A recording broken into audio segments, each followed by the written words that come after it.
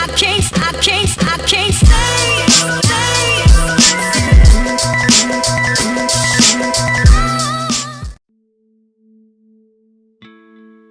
Today is about collaboration, and I'm going to talk to you about what I think is the most important collaboration you will ever get, and that is the collaboration between you and your mind. When you can collaborate with your mind and tell it what you want, you will get what you want.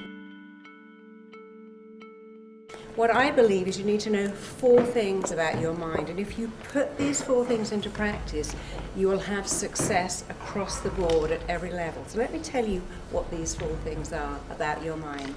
Your mind does exactly, specifically, what it thinks you want it to do. It always does what it thinks is in your very best interest. If you haven't got what you want, but you've got behaviours you don't want, you are not collaborating properly with your mind. I'm going to change that for you. Secondly, your mind is hardwired to move you towards pleasure and away from pain, and that's wired into us from being tribes people. You survive on the planet by avoiding pain.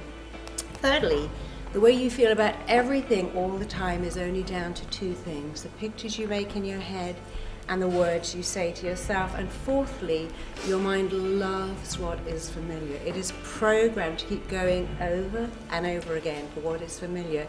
If you want to succeed at any level, you have got to make what is familiar unfamiliar and what is unfamiliar familiar. So let's start with 1. Your mind does what it really thinks you want it to do. It's always acting in your own interests.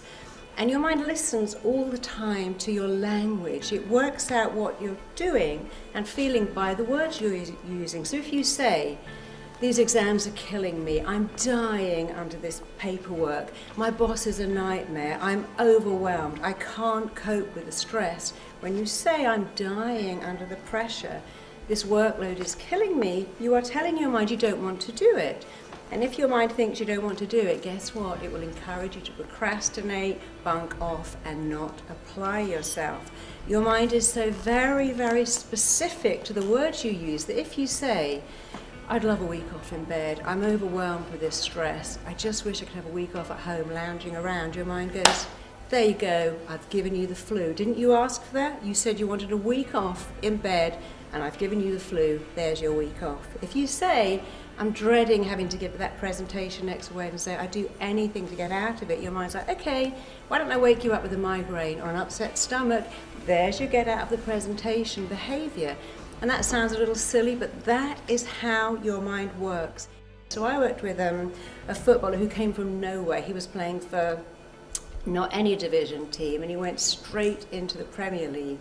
And he wasn't very tall, and he said, I feel daunted because I'm not tall. And I said, okay, so imagine you're Maradona. Do you think Maradona says that when he goes on the pitch? "I don't feel tall enough." Of course he doesn't. Do you think Michael Owen does that?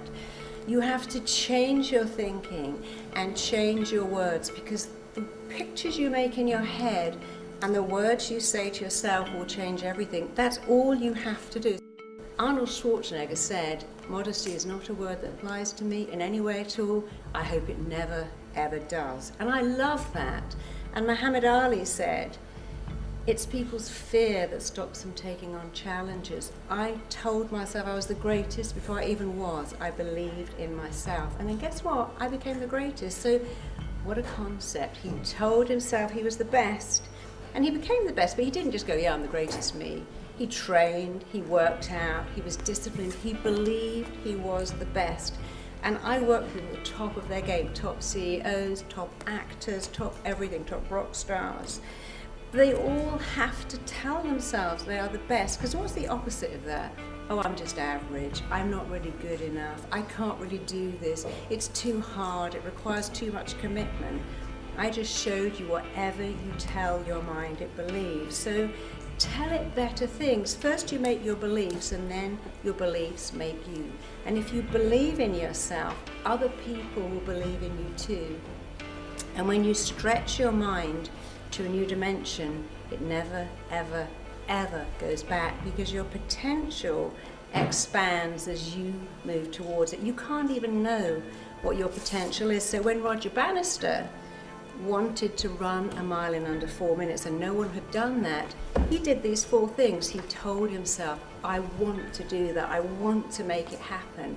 He linked massive pleasure to doing that. He saw constantly his body going through the tape at 239 seconds, and he made it familiar because he did run a mile in under 4 minutes, and that same year 8 more people did it. The following year 57 people did exactly the same thing. So he made what was unfamiliar familiar. You have everything to gain by doing these 4 things. Tell your mind exactly what you want. Use really detailed, descriptive, positive, powerful words. It's not positive thinking, it's rewiring your brain for success. And that is success across the board, not just in business, not just in athletics, but in everything, even in your relationships.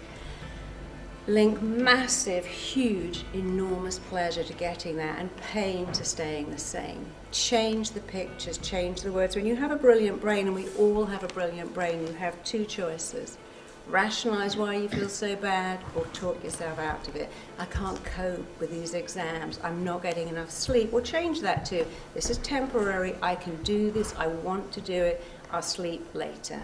And make the familiar unfamiliar. Most important, make self-belief so normal to you that everyone else believes in you too.